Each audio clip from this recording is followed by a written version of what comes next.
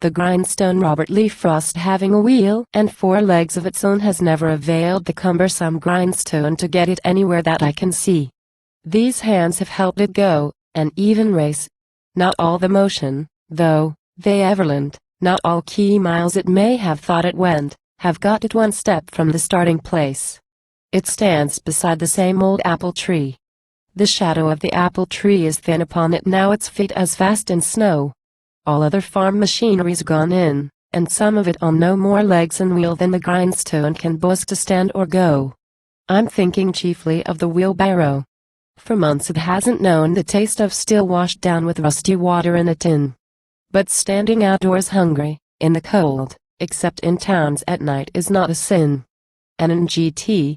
Anyway, it's standing in the yard under a ruinous live apple tree has nothing any more to do with me, except that I remember how of old one summer day, all day I drove it hard, and someone mounted on it rode it hard, and he and I between us ground a blade. I gave it the preliminary spin and poured on water, tears it might have been. And when it almost gaily jumped and flowed, a father time like man got on and rode, armed with a scythe and spectacles that glowed. He turned on willpower to increase the load and slow me down, and I abruptly slowed, like coming to a sudden railroad station. I changed from hand to hand in desperation. I wondered what machine of ages gone this represented an improvement on. For all I knew, it may have sharpened spears and arrowheads itself. Much use. For years had gradually worn it an oblate spheroid that kicked and struggled in its gait, appearing to return me hate for hate. But I forgive it now as easily as any other boyhood enemy whose pride has failed to get him anywhere. I wondered who it was the man thought ground, the one who held the wheel back or the one who gave his life to keep it going round? I wondered if he really thought it fair for him to have the say when we were done. Such were the bitter thoughts to which I turned. Not for myself was I so much concerned, oh no, although, of course, I could have found a better way to pass the afternoon than grinding discord out of a grindstone, and beating insects at their gritty tune. Nor was I for the man so much concerned.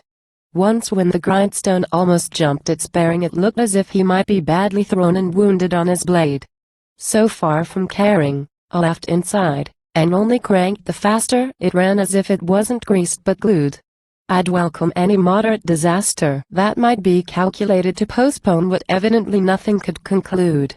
The thing that made me more and more afraid was that we'd ground it sharp and hadn't known, and now were only wasting precious blade.